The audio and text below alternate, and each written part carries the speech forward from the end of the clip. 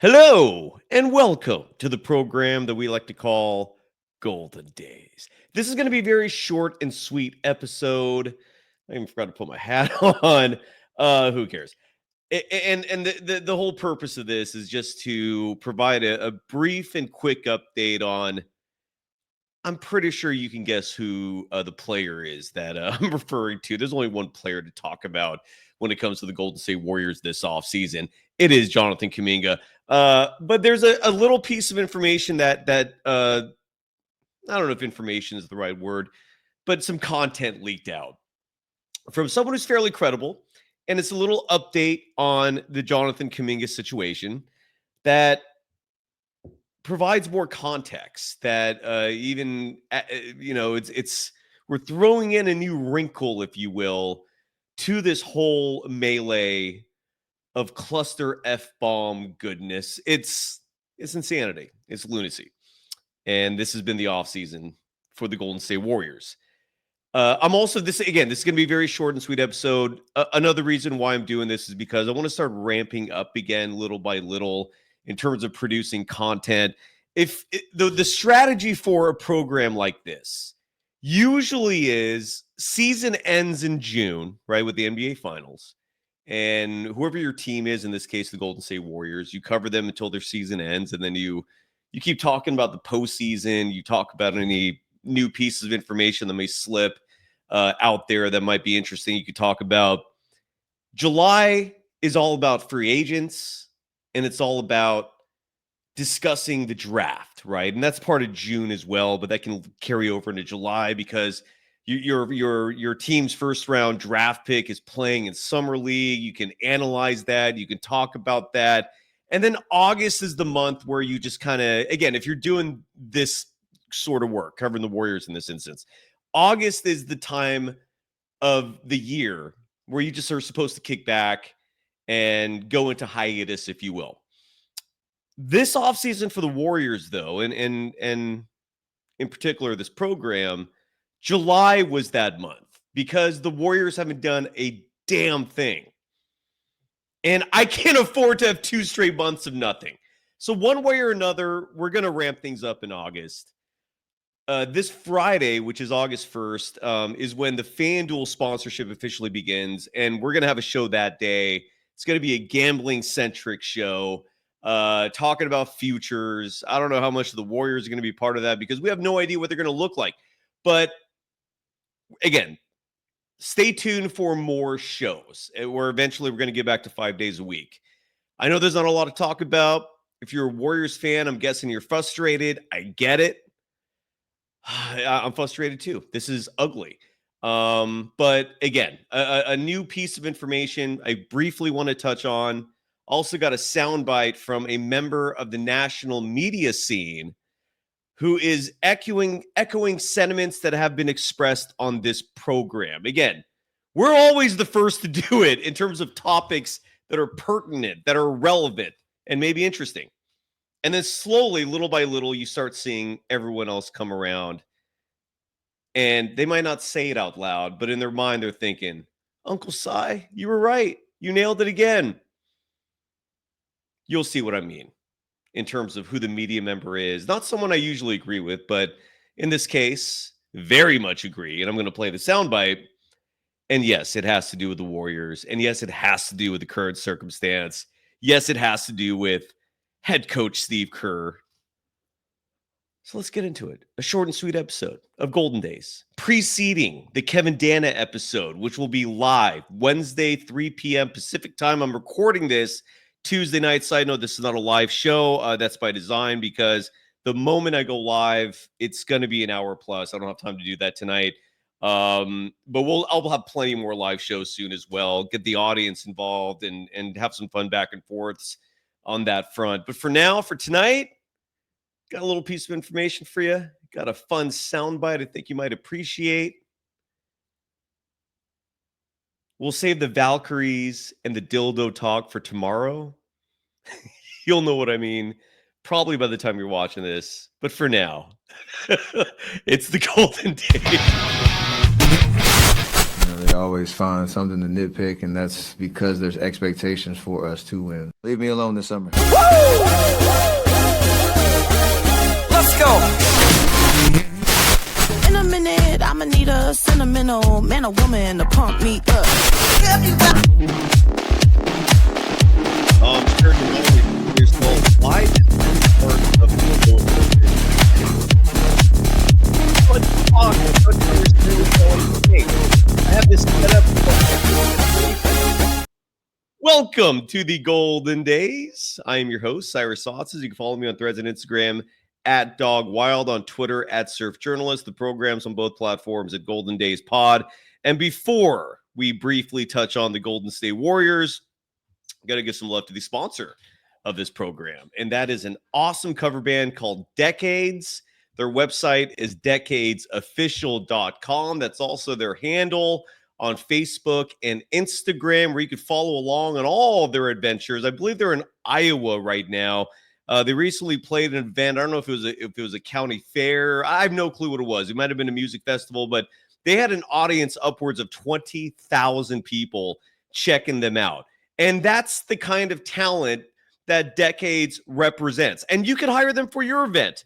Go to decadesofficial.com to not just see some cool pictures. Here, like if you're watching this on YouTube, let me share a brief slideshow, if you will, of the band in terms of some of the gigs they're doing.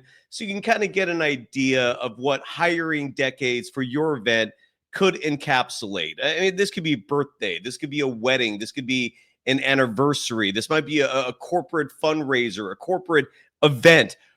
They are awesome. They got NorCal roots. They're huge Bay Area sports fans. They're Golden Dazers. They're also massive Niner fans. They play all the red zone rallies. These are pregame festivities next door to Levi's Stadium at Great America. And the band playing that is Decades. And you could literally hire them for your event. Email Kyle@atomicmusicgroup.com. Again, Kyle@atomicmusicgroup.com, or go to decadesofficial.com. Follow them on Facebook and Instagram at decadesofficial. Great content there. They're an awesome band.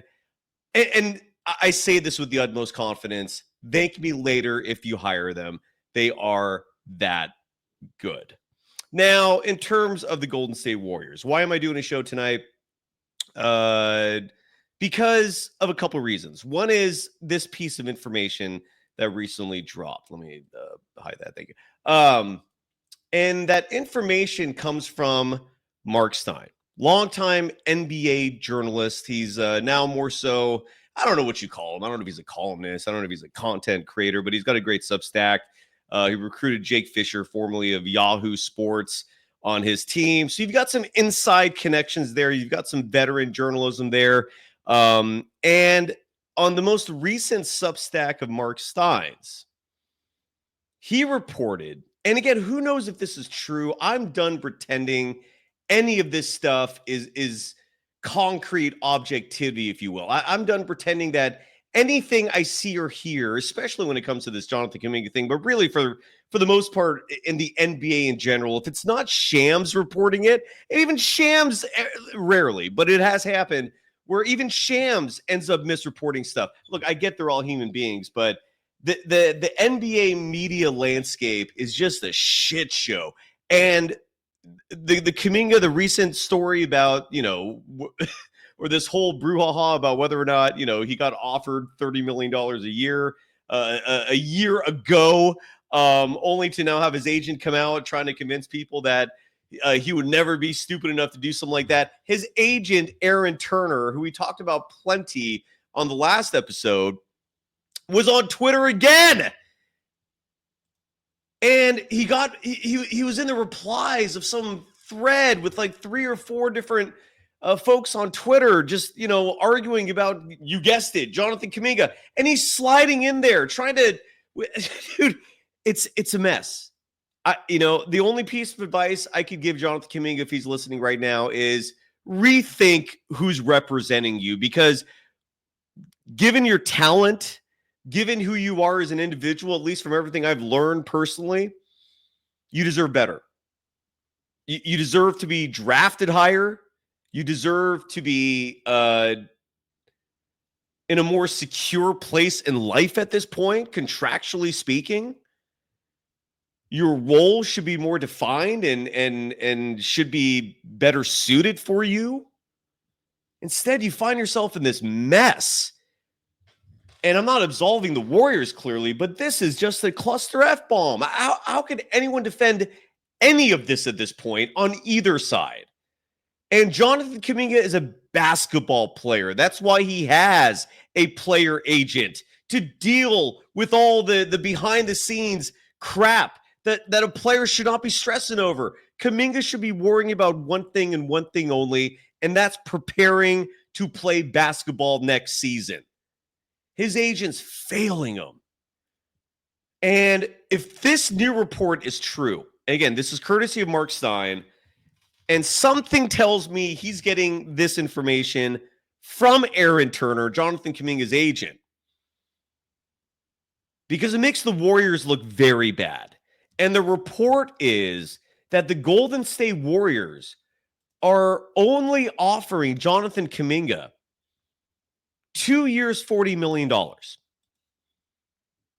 And I know some people who are watching or listening to this who already have learned about this information and have formed an opinion of their own based on it. I'm sure a lot of folks are saying, who is he to turn down $40 million guaranteed, right? And I'm not going to sit here and go back again and read off all the numbers for his draft classmates, or, I know Jalen Johnson's a player that for some reason got picked out as a situation that Kuminga would ideally like to replicate. Jalen Johnson got a contract for 5 years, $150 million. And so that's the comp. But 2 years, $40 million is not a gesture from a team that shows that they have confidence in you, that they're committed to you. And if a team is using you as a pawn, which is so transparently obvious in this instance, I could see Kuminga being so just over all this. But here's where I think Kuminga not only has a little advantage, but it also explains why there is some speculation out there that Kuminga is contemplating taking the qualifying offer. An idea that not too long ago was laughed at as an option that no one imagined Kuminga would actually accept. But if the Warriors are only offering 2 years, $40 million, and they're doing so because they want flexibility long term, I could suddenly see why Jonathan Kuminga is open to the idea of the qualifying offer, which is for approximately, I think, $8 million, maybe $9 million, somewhere in that ballpark. If Kuminga takes that qualifying offer, he's going to make over $10 million less this upcoming season than he would if he accepted that 2-year, $40 million deal. Goes without saying, right? Very basic math.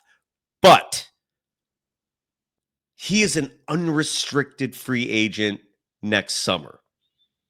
And regardless of his value even taking a bigger dip next offseason, because chances are if this scenario plays out where he accepts the qualifying offer, who knows what ends up happening? Like, is he riding the bench? Is Kerr still like playing him? But then is Kuminga going to actually have a team-centric focus with unrestricted free agency around the corner, or is he going to try to pad stats? Steph and Curry asked for a distraction-free season. Jonathan Kuminga on a qualifying offer with unrestricted free agency around the corner with a clear and blatant rift between him and Steve Kerr. They are not on the same page right now, clearly. And you want that on your team with Stephen Curry turning 38? One of in what very realistically could be his final real shot at a world title is this season. I sound like a broken record saying that too, but I mean, look, Stephen Curry's turning 38. Let's not pretend Father Time's undefeated. He's not. Let's not pretend that with the rarest of exceptions, our players still kicking ass as they're pushing 40. And And you want and the Warriors are sitting here playing with fire if this is true.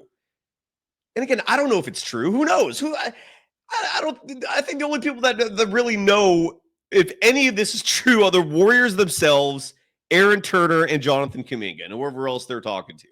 But if this is true, 2 years, $40 million, Kuminga's probably going to take that qualifying offer. And not only does it screw the Warriors in the sense of team chemistry, in the sense of a distraction-free season, in the sense of having a player who very likely will not be on the same page with the rest of his team in terms of what their priorities and goals are for the upcoming season. Throw all that stuff away. There's another variable here at play as well, which is that in the NBA, to conduct a trade, you got to match salaries within 75%. Meaning, if you're trading someone who's making $10 million a year, the player you're getting back has to be making anywhere from $7.5 million to $12.5 million. It has to be within that range. And if Jonathan Kuminga signs the qualifying offer and he's only making approximately $8 million this coming season, he's not exactly the most enticing piece for a trade now, is he? Because if you trade him, you're going to have to attach other pieces to make the salaries work for a big dollar guy. Let's say Giannis Antetokounmpo is your wild dream, and he's making $50 million. How are you going to match that salary if Kuminga is only pulling in $8 million? You're going to have to add another huge deal to that, and you might be compromising your entire plan at that point, giving up pieces you don't want to give up. Not to mention, how much value does Kuminga have as a trade asset when he's on a qualifying offer? Are teams going to give up a lot for that? Oh, boy.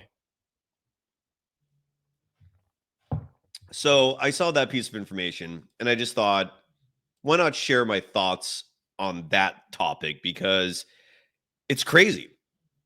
It's crazy that it's coming to this. I'm recording this right now it's July 29th, Tuesday night.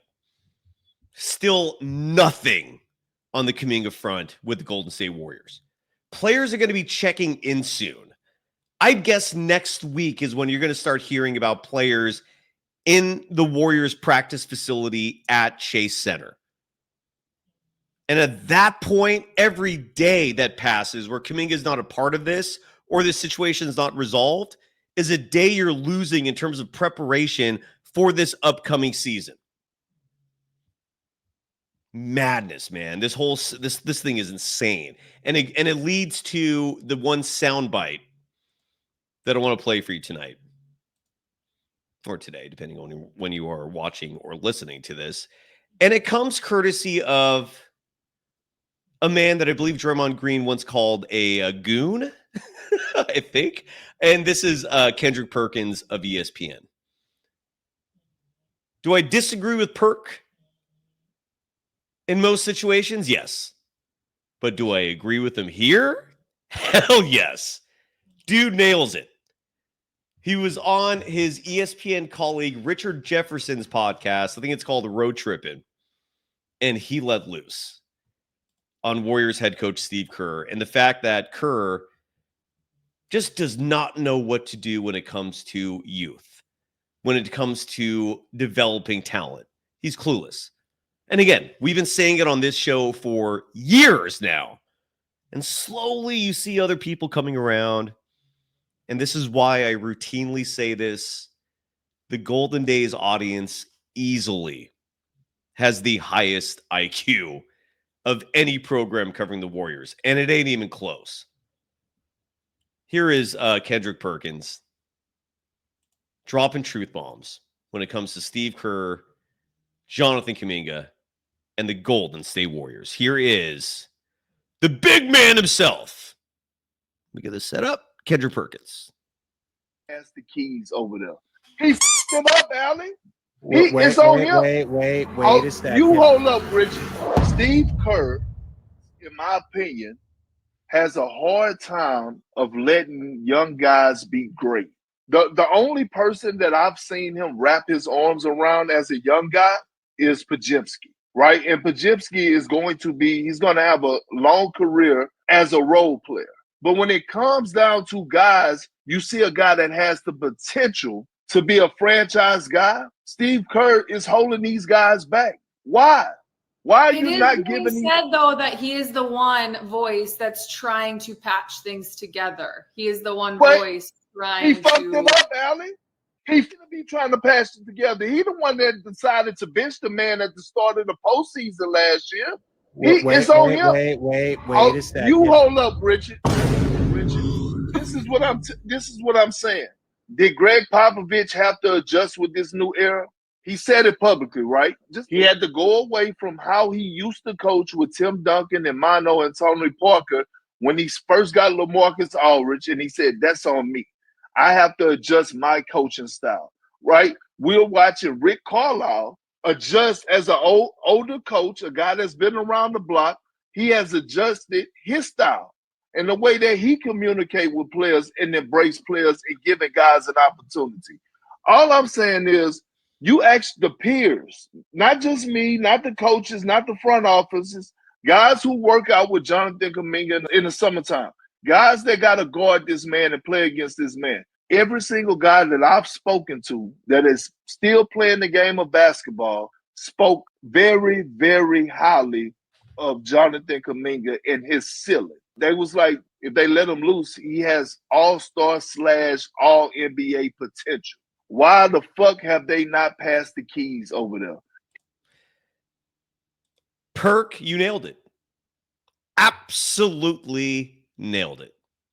Bravo. And I love like Richard Jefferson and whoever his co-host there, like but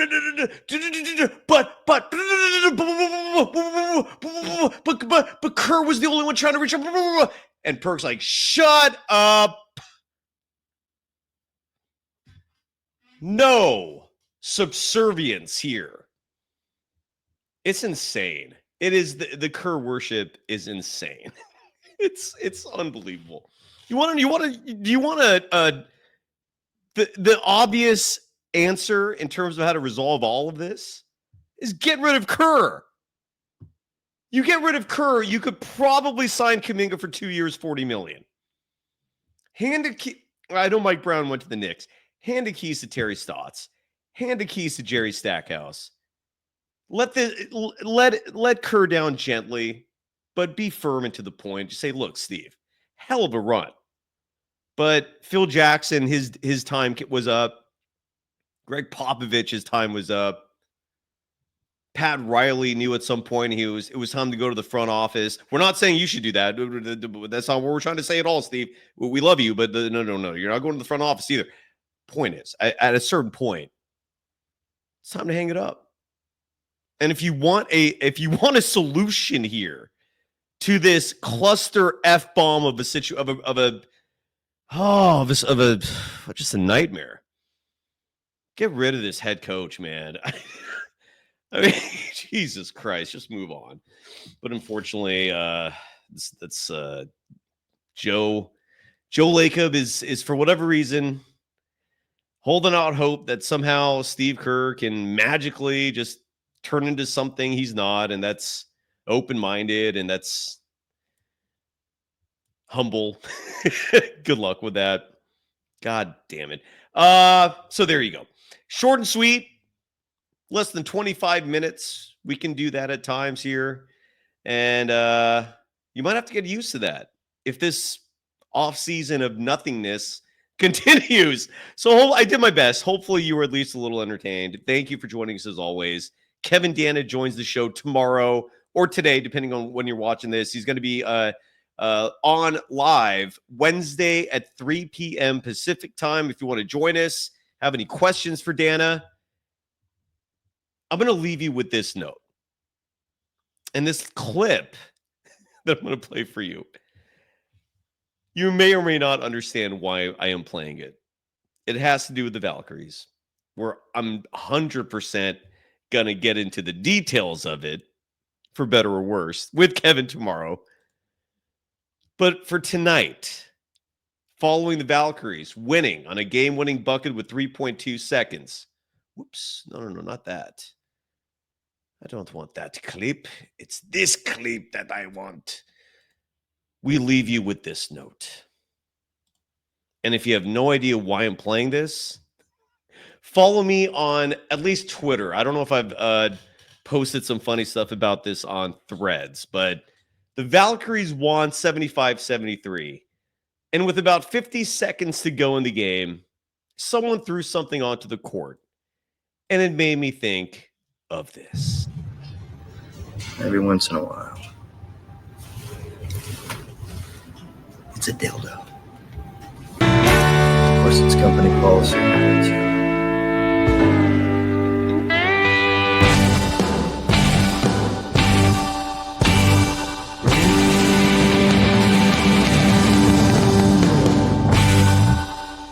Bye. Go low.